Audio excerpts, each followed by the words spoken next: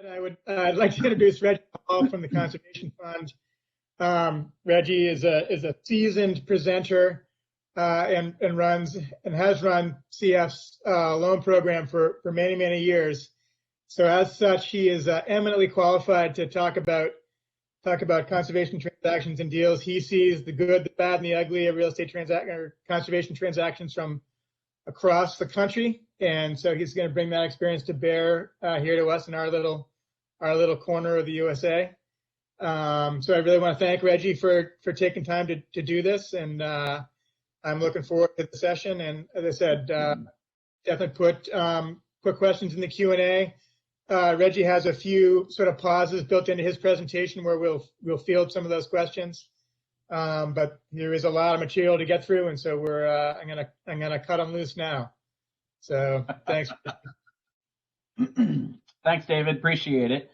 As David pointed out, we've factored in kind of every 10 to 15 slides or so an opportunity to pause and kind of go through the Q&A. So please don't be shy. Ask questions, and really designed this presentation under the assumption that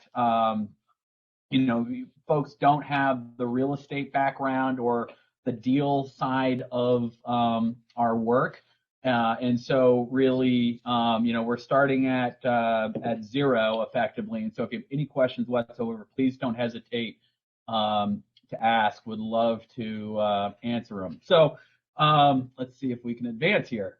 So goals, understanding best practices, and also learning some tips and tricks. And what we're going to be doing is looking at one project and pulling a bunch of actual documents out of the file, if you will, and just kind of orienting you to them. So when you go back to the office or the next time you're around a transaction, pull the stuff out of the file and take a look and find it for yourself. And this is just perhaps a little bit of a roadmap to help you get there and orient and come up to speed on the acquisition side of things. So moving on, I'm an attorney by training. And for when you go to law school, one of your first year courses is property law. And you are introduced to this concept, this bundle of sticks concept. And so, when we're doing conservation work, we're usually trying to acquire one or two different property interests, if you will. One is called fee simple, where you own the land outright. And so in that bundle of sticks concept, you have all the sticks, and each stick represents a right to do something. So it might be the right to hunt, the right to fish, the right to build a trail, the right to build a house, the right, if zoning allows, to put in a Walmart or residential subdivision, what have you. And so a conservation easement, or in Massachusetts, a conservation restriction, is really where a landowner is taking a few of the sticks out of their bundle and giving them or selling them, conveying them to a land trust or an agency, a unit of government or some conservation entity to hold on to. And they're permanent. So, usually conservation easements are conveying the development rights, the right to put in a major subdivision, maybe the right to do really concentrated like industrial agriculture, or put in a warehouse, or maybe clear cut the timber if there are trees on the property. So you kind of get the idea. But the conservation easement or restriction, it's permanent, it's recorded in the registry of deeds wherever you record in your region. And so that's really kind of just the basics of property law, and we'll kind of keep on going. So moving along, how do we do what we do? Really, we're kind of a product of the IRS tax code. And there's huge books, and if you need bedtime reading, you're having problems falling asleep, pull out the tax code. It's a lovely read. It'll knock you right out. But really, the way I look at it is it's a Betty Crocker cookbook, if you will. And in there is a recipe for how to do conservation and how it is that we do what we do. And in particular with conservation easements and restrictions, Section 170H of the IRS tax code is where the rubber hits the road. And the IRS defines a conservation easement as a qualified conservation contribution, qualified real property interest to a qualified organization exclusively for conservation purposes. Now, what the heck does that mean? If you really want to get into it, you pull out the Treasury regulations and you can really get into the nuts and bolts and the nitty gritty. But it's effectively, as I was saying, that bundle of sticks, that qualified real property interest, if you will, to a qualified organization like a land trust or an agency, unit of government, that sort of thing, and for conservation purposes. And so there are all sorts of tax benefits associated with our work in conservation. So, how do we acquire these interests? How do landowners convey them to us? So really, there are a couple of different, or a few different ways. One is the purchase, where we go and buy the land or buy the conservation easement or restriction outright for 100% of its value. Other times, landowners will donate a land or a conservation easement or restriction to an organization. They qualify for all sorts of lovely federal, state tax benefits, estate taxes, offset capital gains, all sorts of lovely tax benefits. And sometimes there's a hybrid approach where there'll be a quote unquote bargain sale where we, the conservation community, acquires land or an easement at a discount. So maybe 75 cents on the dollar of value. And that 25-cent difference between what we're buying it for versus what it's worth, that is treated as a charitable contribution. And again, there are some tax benefits associated with that. How do we do it? How do we acquire these things? Really, the two primary vehicles or instruments are a contract or a purchase and sale agreement, where we're literally saying, okay, landowner, we're going to buy this property or acquire this conservation easement from you on a certain date at a certain price, subject to particular terms, and we'll get into those in a little bit. The other is what's called an option, where you acquire the ability or the right to buy a piece of property or an easement during a certain amount of time, usually like a year. And so effectively, the organization has received the right or secured an option to buy the farm or buy the forest, whatever it is, over the next, say, 12 months. Price might be to be determined, subject to appraisal. But those options are really nice if you need a little bit more time to assemble the funding, or perhaps put together the fundraising campaign or the capital campaign to raise the money to actually complete your project. So, how do you get to that point? Well, it's good to have some preparation. First and foremost, rehearsing your elevator speech. How do you convey or talk about what your organization does and how it does it, so that anybody can understand? Know your audience. There's a difference between a landowner that may be an attorney, an accountant that understands tax law, real estate law, what have you, versus perhaps a farmer or somebody that inherited a piece of property and is not as well versed in conservation. So certainly having your elevator speech down and practice is important. Other pieces of info to have that is helpful is perhaps a project intake form. In other words, a record of so-and-so on our staff or somebody on our board spoke to this landowner. This is what they're interested in. These are the conservation values that we talked about. And it's helpful to have, because sometimes we're dealing in the business of perpetuity. A landowner may come to us in year one but we don't actually hear from them again until, year 5. And so if there's been a change at the staff or volunteer level, it's nice to have that written record of, just for clarity on the project. Again, most organizations should have a model easement or restriction that they use and start with for every project, and it's tailored to that organization and to the project. Helpful to have the model contract or purchase and sale agreement on hand, and or maybe a donation agreement if a landowner can afford to donate all or a portion of the project. Also, in addition to your elevator speech, your stewardship speech. How do you explain the liability and the responsibility that you're taking on? And how do you secure funding to cover your costs of stewarding the conservation interests that you're looking to acquire? And another piece that is really helpful to have is, and not all organizations have these, so there again, it's a nice thing to have, is an engagement letter.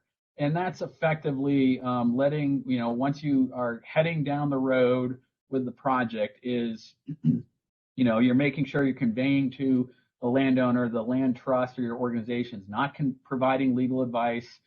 Maybe you provide a tax code reference for the landowner's advisors to have as they're advising their client, but you are not providing tax advice. And then also you're spelling out who covers fees. Do you have a fee or a project management fee that is you're asking the landowner to cover, or maybe it's a stewardship contribution to your organization's stewardship fund. So again, spelling those things out now so there's no kind of controversy or questions raised later, because sometimes if it comes up later, there could be an awkward conversation.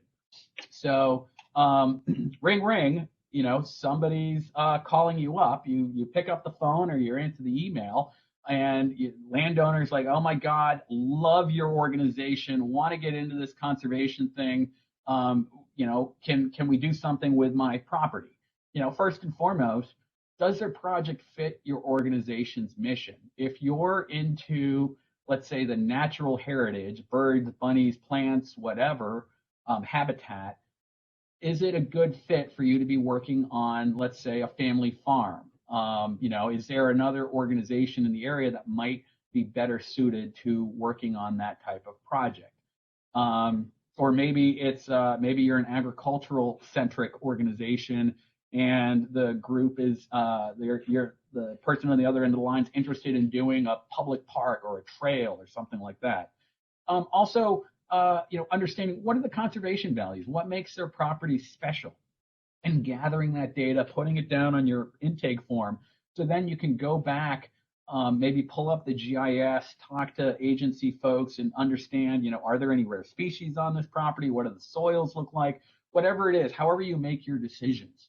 Also understanding, are we talking about the land, i.e. fee simple, or are we talking about a conservation interest like easement or restriction?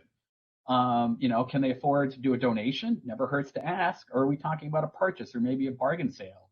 Also understanding their timing, like when would they like this to be done? Is it by the end of the year? Is it whenever the organization gets around to it? And then also value, and in particular, whether it's purchase or donation, really, is there an anticipation of value? They think their property's worth $1 million, but you might, in your own expertise, think it might only be worth half that. That could be, it could be difficult to be a little bit of a breeze of reality, if you will.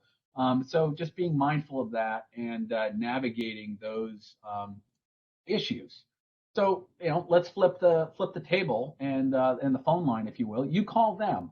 You call a landowner out of the blue to ask if they'd be interested in doing some sort of conservation project. First and foremost, try to make warm calls. It always helps. Would they consider donation? Are they working with a realtor? Maybe you drove by a property that you've had your eye on for a while. You saw it was listed. Which realtor are they working with? that has its own set of issues potentially as far as somebody in between you and the landowner. But it's certainly workable. Just you want to be mindful of who is advising them. Being very upfront, you can't pay more than fair market value. If you do, you just have to you have to be very careful, and you can't go too far over fair market value. But upfront, letting the landowners know that you've got to be this transaction is based in reality. What's the appraisal? We can't pay more than fair market value because we're nonprofit organizations working to achieve a public common good. And if we are really paying more than fair market value, we have to be very careful because there could be private benefit issues that would jeopardize our nonprofit status. Some organizations we can offer a quick closing. Let's say you're competing with developers or whoever else is lurking to pounce on this property. Conservation groups, we can move really quick when when we're able to. We don't have the contingencies that, say, a developer may have as far as entitlements. They need to make sure that the zoning's okay so they can put as many homes as they want out there, or they have to check for wetlands to make sure that their roads and driveways aren't going to trigger some crazy permitting process. So again, we've got a lot of advantage in our court when we're negotiating and working with landowners to secure conservation. And again, having that letter of intent is really helpful. As you're progressing and just putting things down on paper to begin working on the agreement, and that instrument, what that may look like, and what the project is, how it's shaping up. Ways to warm up cold visits. Mailings will generate leads. Maybe you are working, you've got a friendly local real estate agency, and every new person or family that moves to the area gets a newsletter from your organization.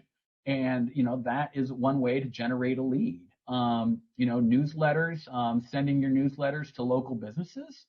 Having events, whether it's, with community affinity groups, or doing trainings, hosting a training for continuing education credit for professional advisors, whether they're attorneys, accountants, sometimes even surveyors, and others. They need these credits to maintain their professional licenses.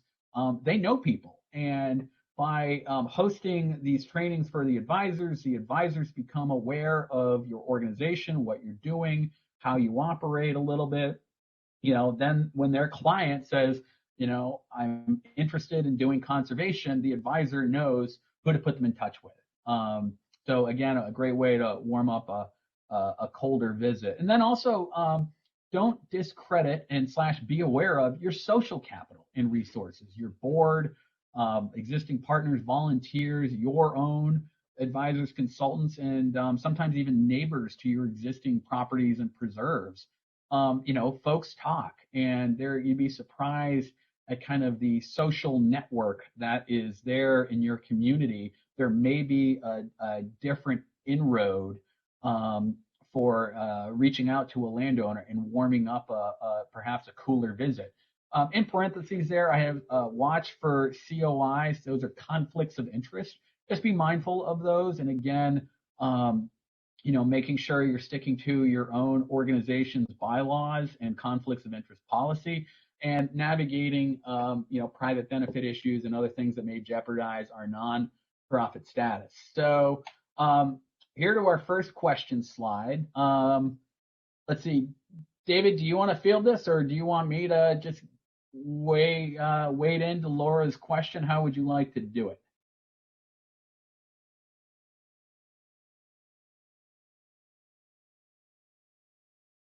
Oh, you might be on mute. Yeah, if you want to handle that, that'd be great, Reggie. Okay, yeah. So Laura, yeah, option. It effectively, if your organization secures an option, you are the ones that have the right to buy that property for a certain amount of time. And so that's great on our side of the negotiating table. It's a wonderful tool.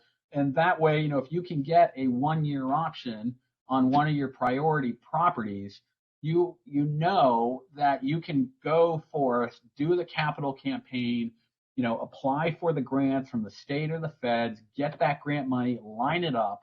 And so that way, 8 months after you sign the option, the property is still there and you've got the right to buy it. The challenge is, and that's, ideal because you've gone to all that trouble and effort. And the last thing you want is to show up saying, okay, landowner, we're ready to go. And they say, oh, sorry, we just signed a contract with somebody else. We just didn't hear from you, or whatever the story is. The challenge is, from a landowner's perspective, is they want to be pretty sure that you're actually going to be able to follow through and buy this thing, because they are excluding all the other folks in the market that may be interested in buying their property. So, it's a two-way street, something to be mindful of. But again, that can be your competitive advantage, as far as we don't have a lot of contingencies in our contracts. We can move quickly. It's perhaps not a question of if we're going to get the funding, but when we're going to get the funding. We have a track record of securing, APR funding if you're in Massachusetts, or securing grants from DEM in Rhode Island, whatever it is. You're batting 1,000. So that's certainly something that you can use and explain your track record of securing this funding when negotiating and securing an option with a landowner. So I think that was the only question so far. So I'll keep moving along in the interest of time. Hey, Reggie, we just have one more question in the chat. Maybe you can address this at the end. Yep. Cheryl is asking for some hard copies of materials, where to download them, and where she could find them. Yes. So just real quick, this is being recorded. Usually in the past, whether it's been Rhode Island or Massachusetts, I vaguely remember the state service centers collect the PDFs of these PowerPoints and makes them available on their website. As far as other stuff that I'm talking about, whether it's model easement, model purchase and sale agreement, some of these other documents I'll be talking about, the Land Trust Alliance's Learning Center is a wonderful resource. If you're a member of LTA, you'll just log in. It's free. You type in whatever it is you're looking for, and up bubble, 30 different examples from other organizations around the country of documents, that you can download and then, cut and paste and Frankenstein and manipulate into what's going to work for your organization. So great resource there. Thanks, Mike, for letting me know about that question in the chat. So moving along, how do we know which projects we should be working on? Really, it's like appraising fine art. You kind of know it when you see it, and each organization is different. So project selection criteria, incredibly valuable. You should have them in writing for the organization, so you're being very analytical with the opportunities that are coming your way. There's literally a whole book on these things. It's a little dated, but LTA has probably an inch thick book on evaluating and selecting conservation projects. And really, we're talking about Standard 8 in the Land Trust Standards and Practices. Having that defined selection process, making sure your projects are providing a public benefit, and it's all right there in the IRS tax code on what qualifies as a public benefit. Site inspection, you're getting out and taking a look at the property to kind of verify what's out there. You're considering what is the best conservation tool. Is it owning the property? Is it acquiring a conservation easement? And who are the potential partners that could be helping us with this project? Understanding acquisition is also a stewardship obligation. We are taking on that responsibility of managing in the perpetuity of the conservation. Factoring in the risk versus reward, we'll talk a little bit about that in a slide or two. And then also, if we are bringing in partners, what does the documentation behind that look like? So things to consider, and it's all right there in the standards and practices. So folks would frequently ask, well, what do project selection criteria look like? I just pulled the ones out of the Conservation Fund's real estate manual, and they're just real basic. First and foremost, as you may recall, is the project consistent with our organization's mission? For us, the project should be a priority for one of our public agency partners. We were founded in 1985 to be a service provider to state and federal agencies. And since then we've acquired and conserved about 8.5 million acres of our partners' priorities. So we're really partner driven as a service provider. We don't necessarily have green blobs on a map. So and then this public benefit. If you recall, project selection criteria. This text here, kind of Roman numeral I through V. That is literally cut and paste out of the IRS tax code, section 178, how the IRS defines conservation value and benefit. Also financially viable, making sure the project can effectively pay for itself, and within our capacity and completed, if we have donors or funders that are providing funding to make the project happen, making sure we are managing and staying within their intent. A different way to think about project selection criteria. Sometimes it's not necessarily what you want to conserve. It may be easier to define as what you don't want to partake in or participate in. So in other words, reasonable effort. Or is there an ethical or conflict of interest issue that can't be overcome? Or is there contamination? Likelihood of, we don't own a lot of land. We convey it to our partners. So if there's not a partner that's interested in the property, then we may not acquire it and may put the landowner in touch with another organization. So anyway, these are just an example of project selection criteria. We kind of chose to go 360 as far as what we want to acquire, what we don't want to acquire. Some organizations are simply what they don't want to acquire, and everything else is of interest to them. So just a for instance. And so moving on to kind of real world example, had the privilege of helping one of the land trusts in north central Massachusetts work on a project, North County Land Trust. And this is just an example of, their acquisition and some of the documentation and due diligence that came with it. But, effectively, from a conservation perspective, evaluation, this is a property here, a couple hundred acres that's adjacent to existing publicly owned and managed land for conservation, part of a larger corridor. And so, and then on the property itself, certainly values worth conserving. And, in particular, property is of interest to acquisition by the state. And then this little red area here, the land trust is actually interested in retaining for future land trust function and program. So, but it's up there right along the New Hampshire line. Beautiful view, some retired pasture land, pond, old farmhouse, classic New England piece. So, preparing, thinking about how do you, as you prepare for these projects to come in over your transom, whether you're getting the phone call or you're going out and reaching out to folks, how do you really put it all together? So, as I mentioned, that letter of intent can be really helpful. And this is in the project I'm highlighting here with North County.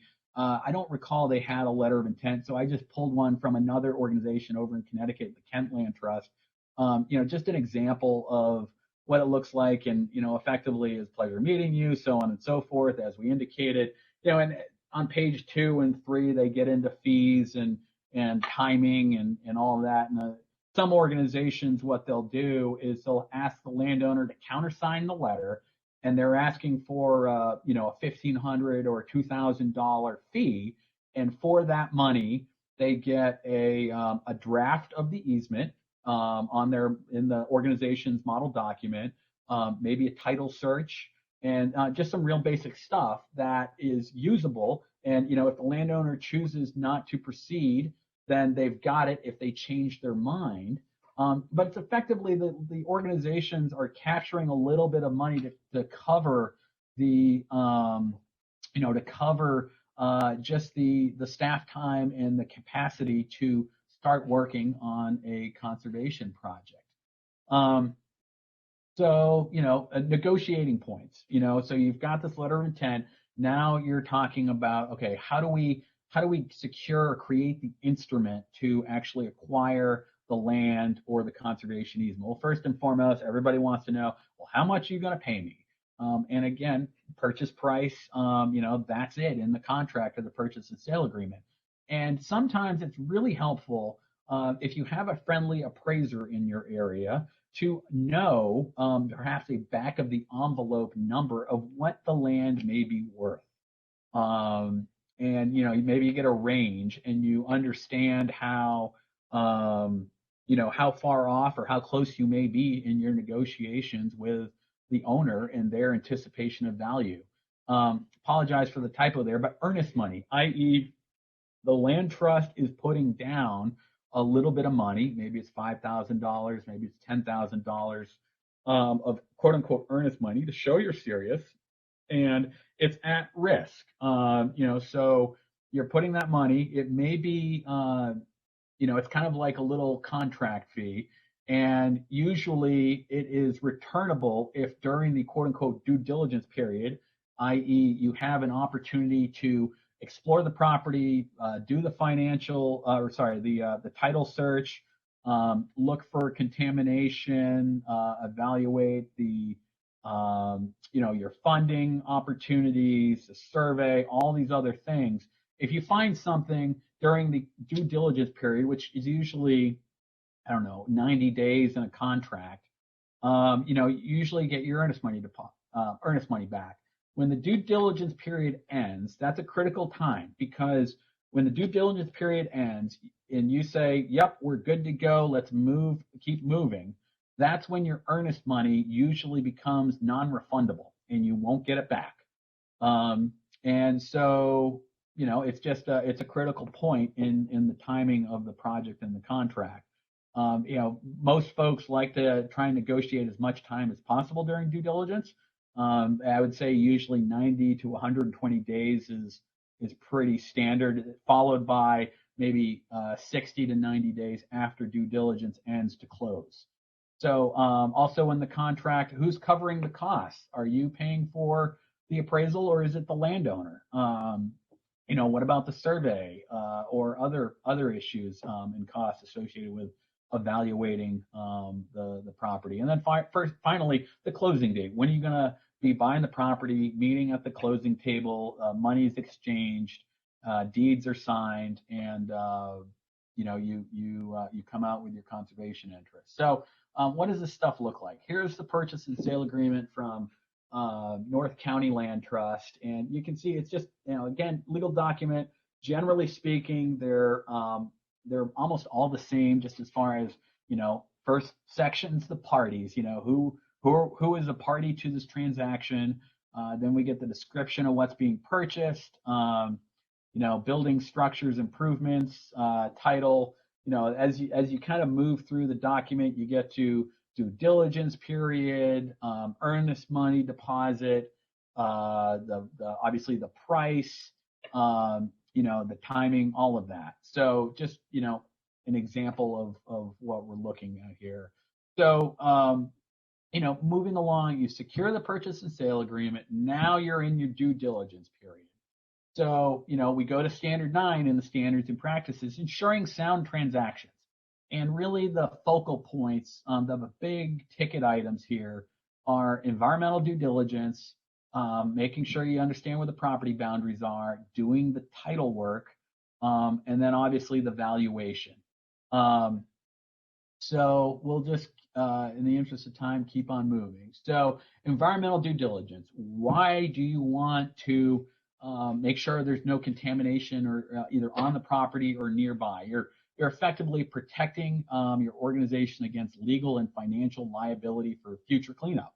And how do you do this? Some organizations have an internal process. At the fund, we always do a phase one environmental site assessment performed by a qualified consultants. And the term of art, you're looking for no, quote, recognized environmental conditions. That is a term of art. And this document is what's known as a reliance document. In other words, we are all relying on the findings of this report. If something, I guess pun intended, bubbles up later, we can go back and, essentially use this document, and the consultants are frequently bonded to address any issues, financial issues down the road if there's something they didn't find. It's a big document. It's usually 200 pages plus. It usually costs about a couple $1,000. And again, issues to look for, recognized environmental conditions. If there are some, then you go to the phase two, which is, okay, we found, asbestos in the shingles or the insulation or lead paint on a structure, or maybe the property used to be an apple orchard, and the apple orchard, back in the day, arsenic was a very popular pesticide herbicide. So what they would do is then go find this, get soil samples, test them, and verify that levels are an acceptable level, and there's no future issue needed. Sometimes they say, okay, it's a little high, then you move into remediation and cleaning up the site further. So again, what do these things look like? Here's the one from North County Land Trust Project, and I highlighted there in red the real, this is the executive summary, the front page of a 200-page report.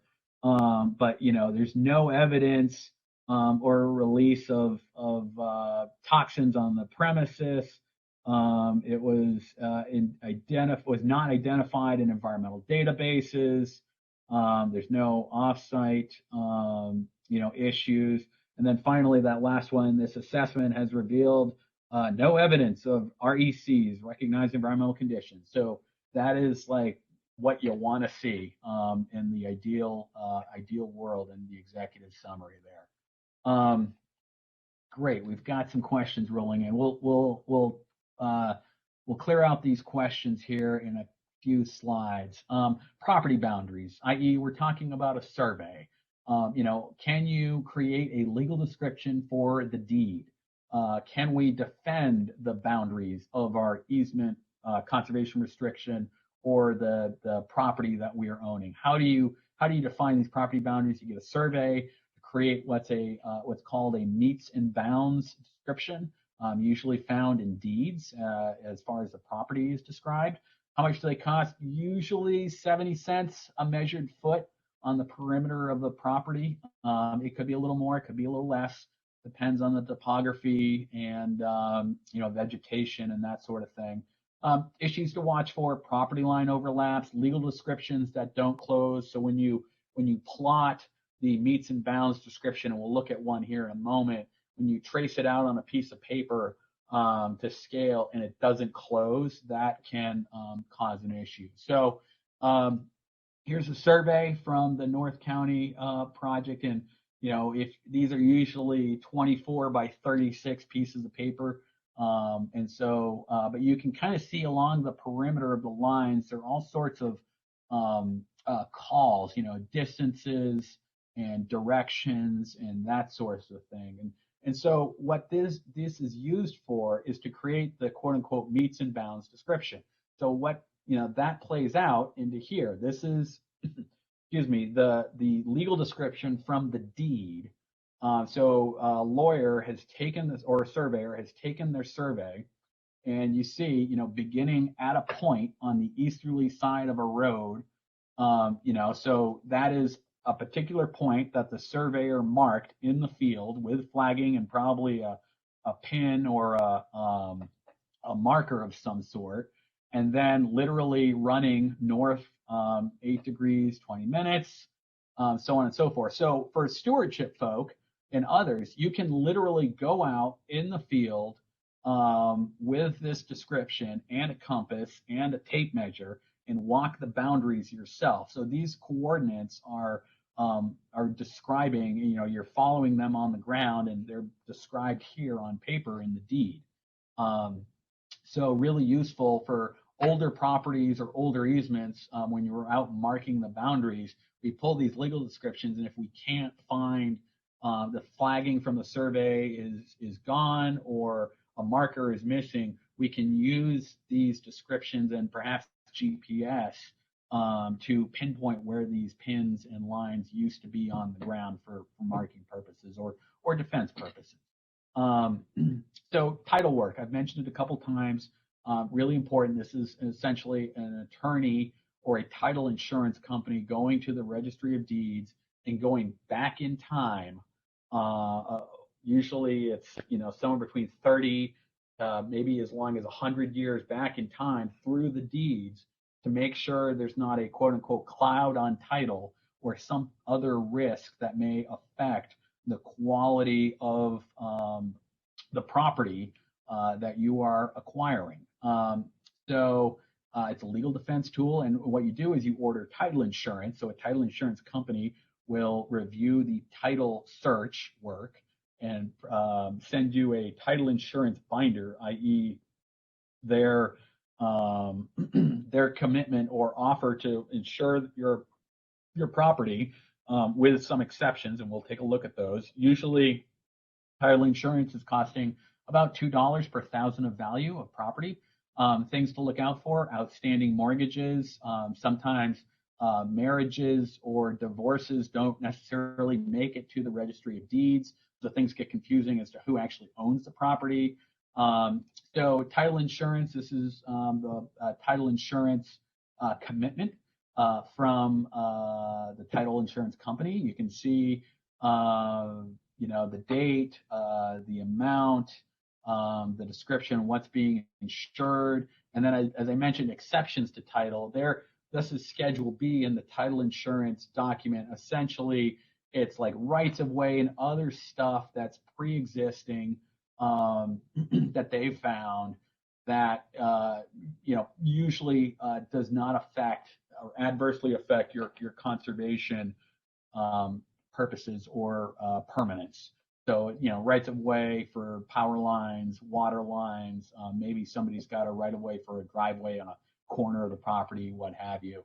But incredibly valuable to have, because essentially if somebody, you get title insurance for your easement or your land, your preserve, and some crazy long lost uncle or aunt or cousin comes out of the woodwork 5 years from now and says, wait a second, I own this land, or I have a right to this.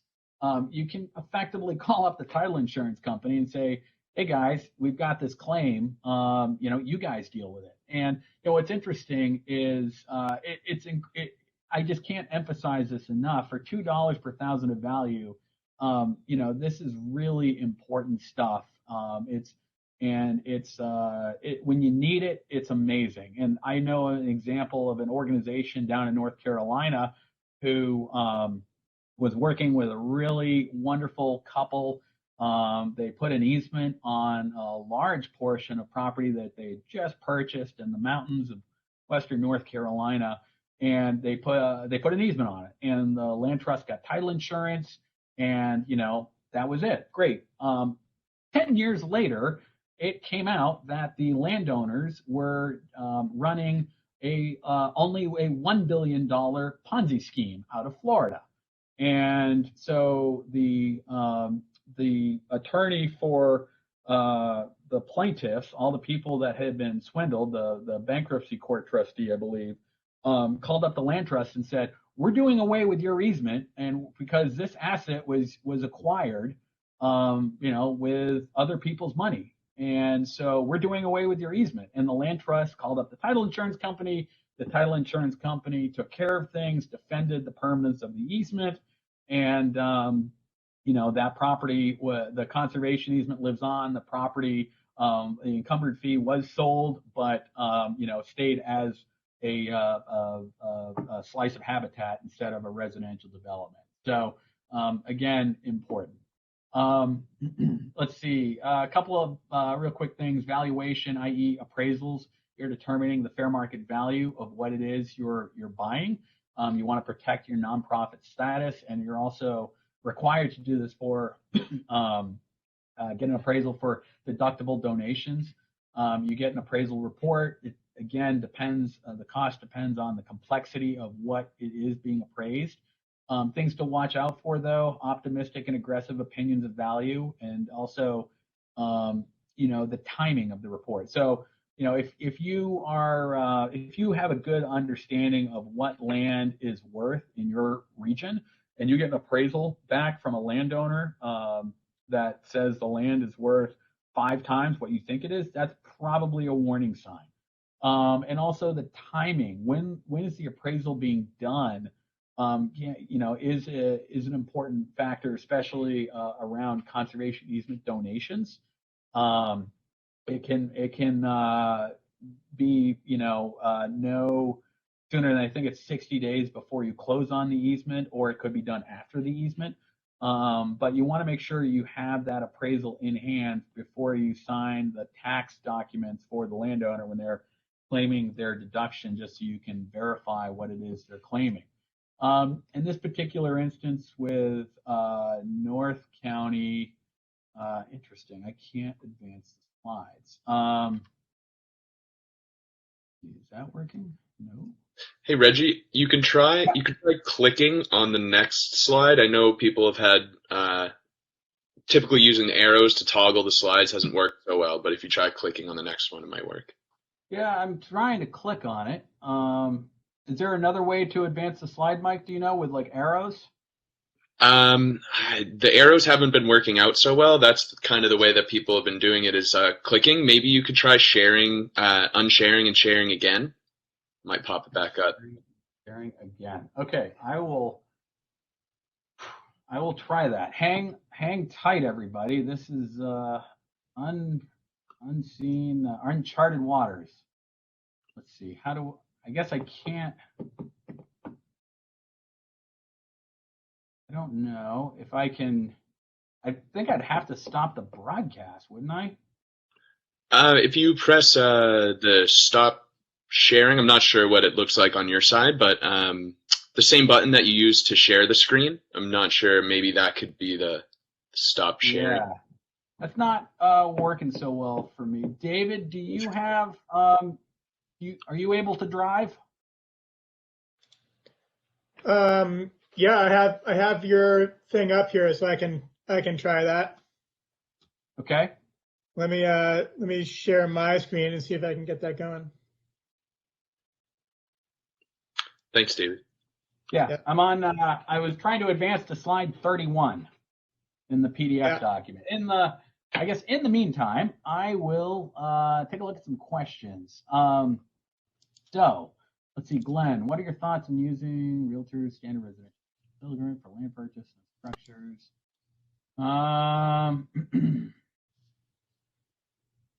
Is the town purchasing? Yeah, I mean, I guess I'm not familiar with the document, the model purchase and sale agreement. So I don't know if there's any like boilerplate kind of fine print, if you will, somewhere that you need to be aware of.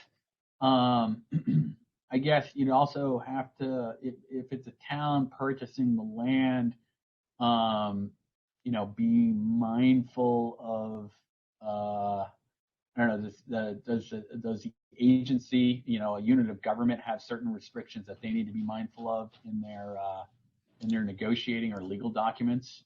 So that's just a quick response to that. Let's see. Laura asked, are there major differences working with individual family and organizations who own the land? I'm not sure I'm quite understanding what you're talking about with organizations, but yeah, I mean, things get complicated when you're going from an individual to involving multiple members of a family.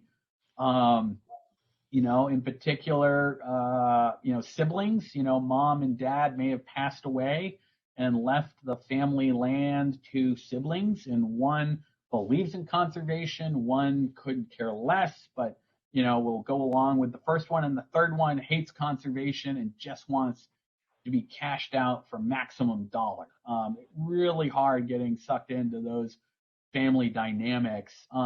Organizations, perhaps I would lump corporations, business entities. It can, again, really depend. There's some entities out there that have, private sector entities that may be motivated to do conservation and could potentially even offer a discount. Other entities like, say, foundations, or maybe you're dealing with somebody's estate. There's some tough times there. They have a fiduciary to perhaps maximize return, to their body. So could be hard to negotiate a bargain sale there. Let's see. Jody is asking, what skills do you suggest folks look to build if they're new? What skills might highlight on a resume? What translates? Well, I guess it really depends. I would say 10. Now let's say longer, 15 or 20 years ago, I would say a law degree was pretty was pretty solid as far as getting into conservation. We were doing so much, involved with tax code, property law, what have you. As things have developed and evolved in our world, I've seen a lot more folks coming out with MBAs and entering conservation and looking for that intersection of private and public capital to advance conservation. And, on a big scale, conservation finance is taking off, and there are large, like the Wall Street banks, like Credit Suisse, Goldman Sachs, JP Morgan, they're all looking at quote unquote not just conservation, but triple bottom line, social impact and investment. And there is a lot of it coming to conservation. And so I guess it depends on if you want to work for a nonprofit conservation group, or, if you want to get involved with, some of the larger groups, or maybe even a private sector, a wealth or a fund, like a group like Lime Timber or Conservation Resources, or even mitigation bankers, private sector pools of capital that are used to achieve and advance conservation at a what I'd call landscape investment level grade scale, large tracts of forest land or mitigation banks, what have you. So let's see, and there was one other. Do we need appraisal? Michael asked, do we need appraisal even for a donation? Yeah, the appraisal, the responsibility is on the donor for their tax purposes. So yes, that is correct. With that said, I guess it depends. Some grants that we're getting, from a public agency, maybe they are, wanting to, pay, they pay for the appraisal. But yeah, it's usually, if it's just between you and a landowner, it's a donation. You don't have grants that are covering transaction costs or something. It is on the landowner to get the appraisal done. You just want to make sure that you have a good handle on what that value is going to be, so you don't have an awkward situation where the landowner's donated something to your organization and they hand you the form to sign for their tax benefits, and you don't feel comfortable with the value that they're trying to claim. That sets up a really awkward conversation.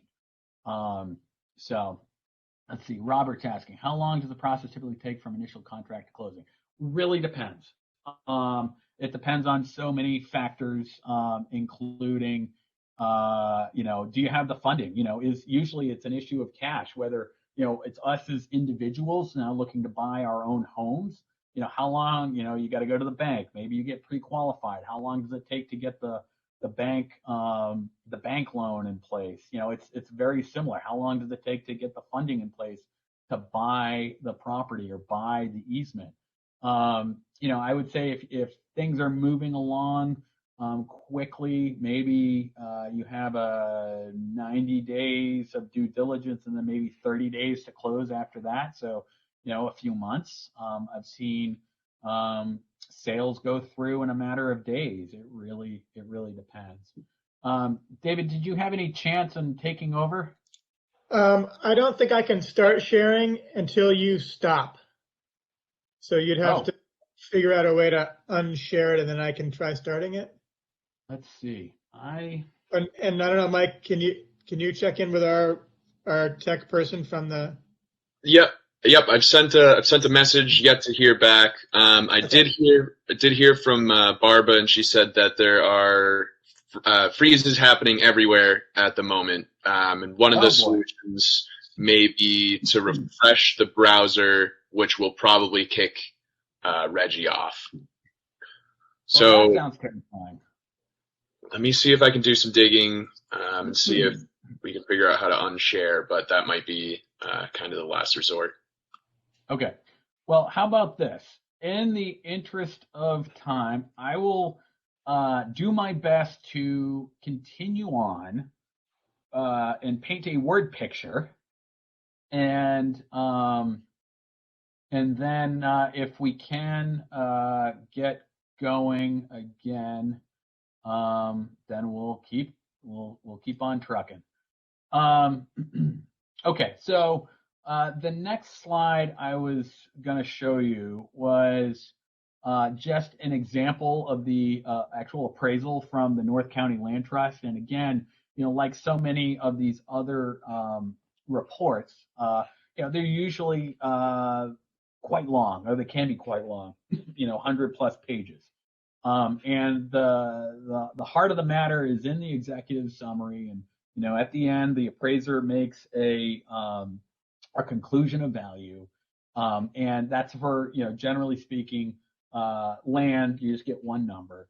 If it's a conservation easement that they are valuing, you'll actually get three numbers. You'll get what's called the before value, i.e., what is the land worth without the conservation easement on it.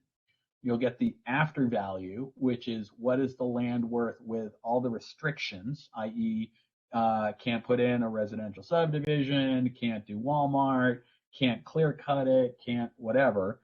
And that difference between the before value and the after value is the value of the conservation easement. So I pulled the summary page from another project elsewhere in the country that just had that before value, the before, the after, and then the value of the easement, just for illustrative purposes.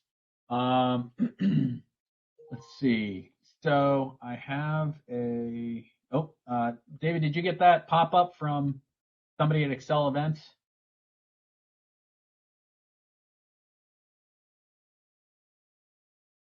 Yep, I'm messaging Melissa now. Okay. So let's see. Michael, question: what is the form IRS requires recipient trust to sign? Letter acknowledging the donation, and then it's form 8283. That's filed with the tax returns. So it's a IRS form that goes with landowners' tax returns. We'll keep on limping along here until technology catches up.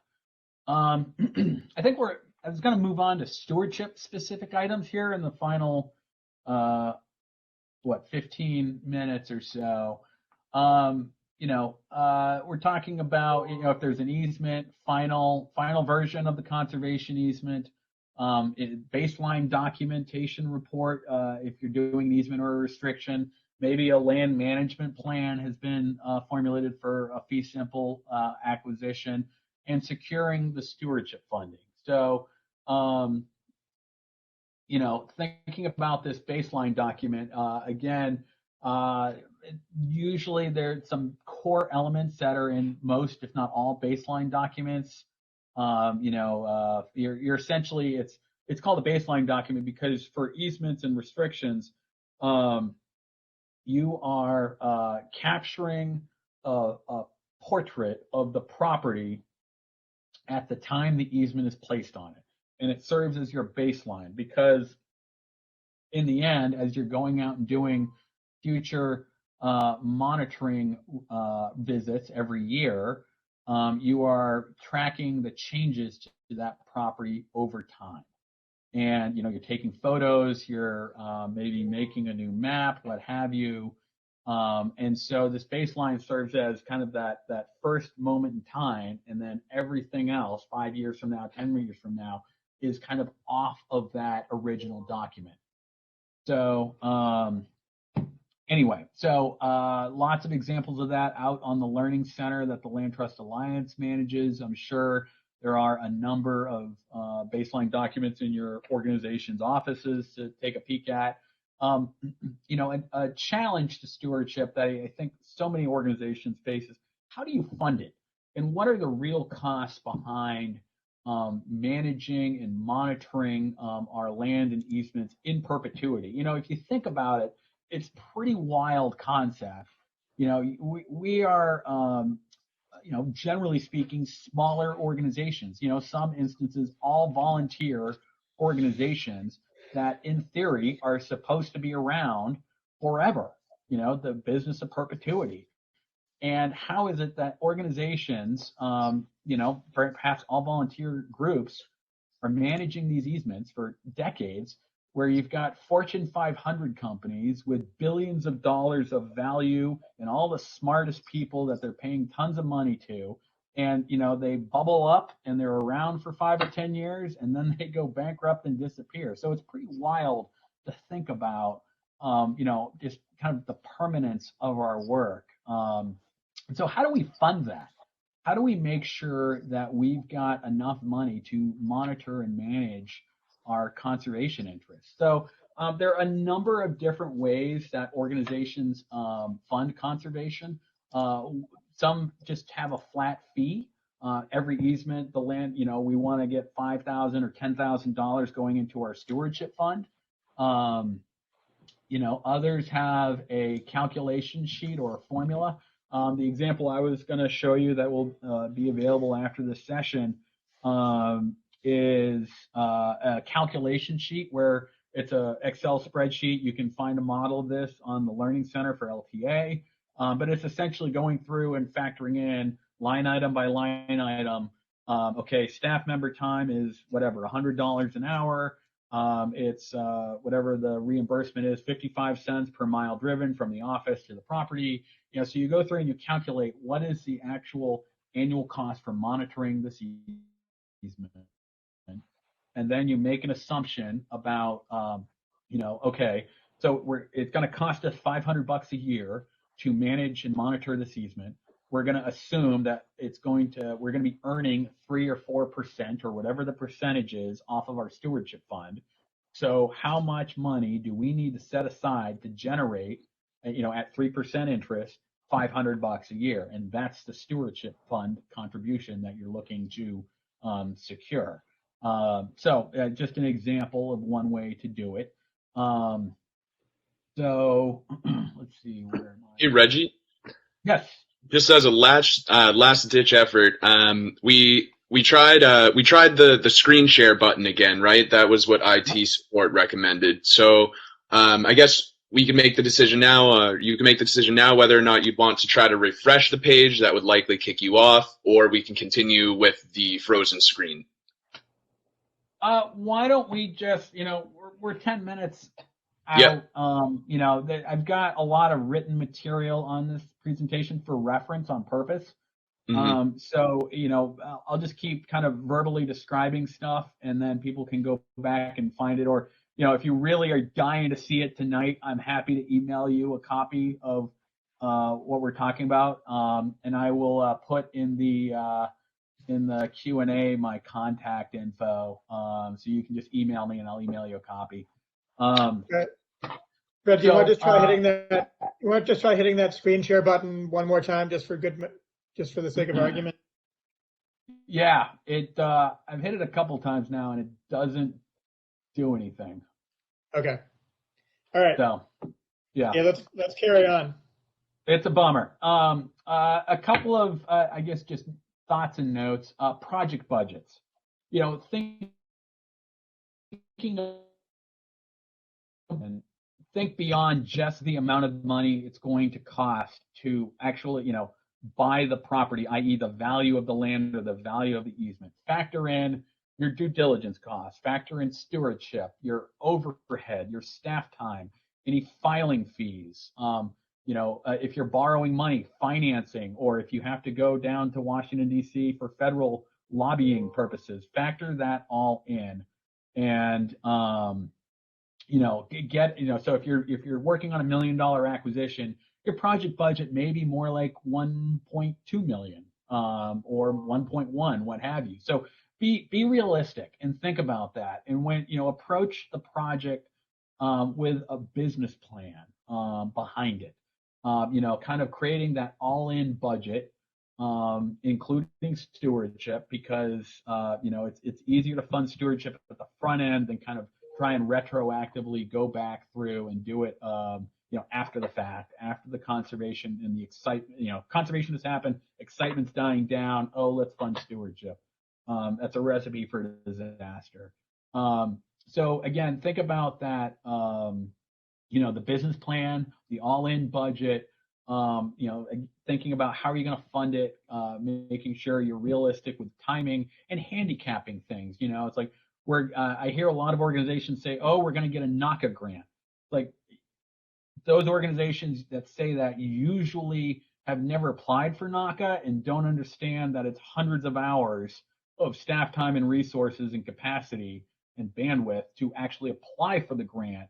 Maybe you get it, and if you get it, then you've got all sorts of fun federal reporting requirements. So the juice might not be worth the squeeze. So just things to be mindful of. Let's see, what some other celebrate and share your project story and success.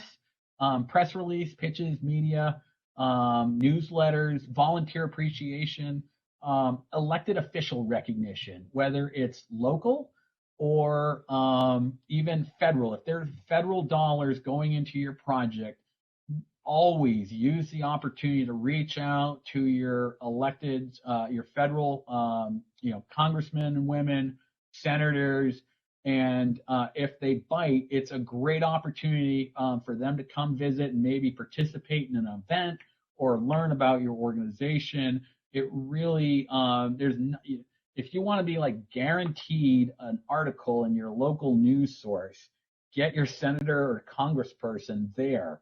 Nothing like it. It really does amazing stuff.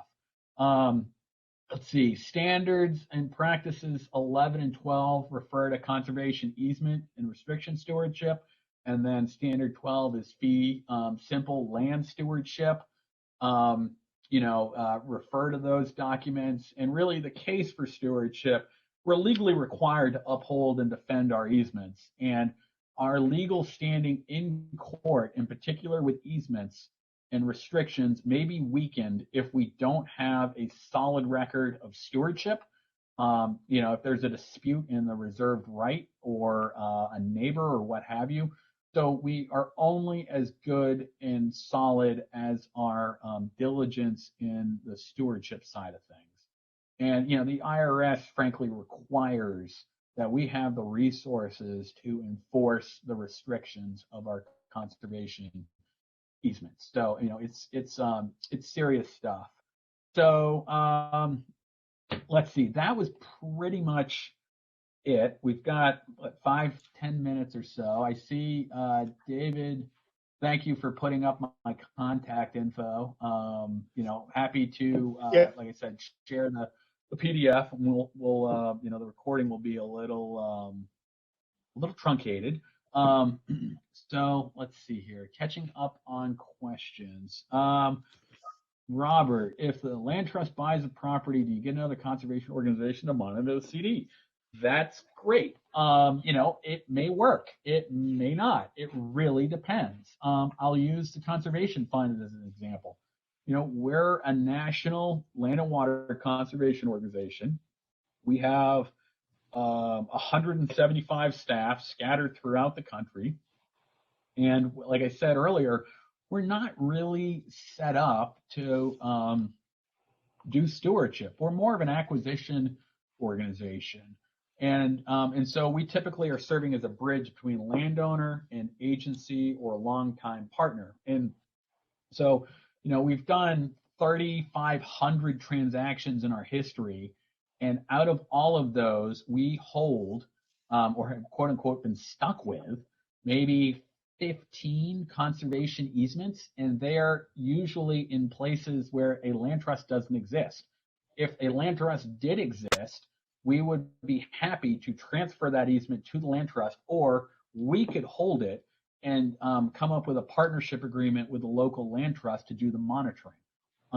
So that may, work well for a land trust that maybe has a relationship with a major donor, but they and the donor wants to donate the easement to their favorite local land trust, but the land trust may need help in the monitoring management. They ask the neighboring organization to help out with that, and they come to some sort of agreement on who covered costs.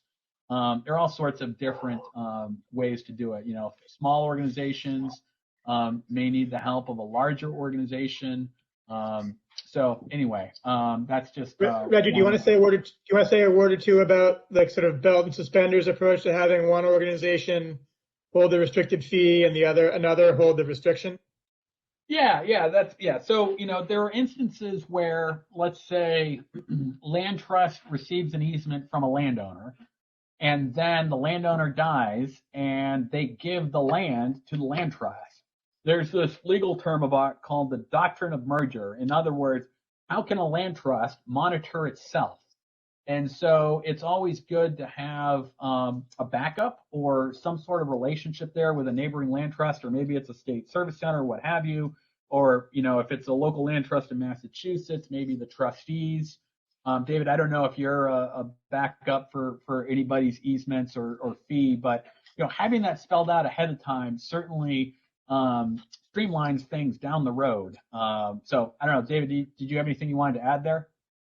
No, that covers it. I mean, there are occasions when, a funder might want, one entity to own the property and another to have a conservation restriction, or a donor might want to make sure that their intentions are really upheld and require, two different organizations to collaborate on that.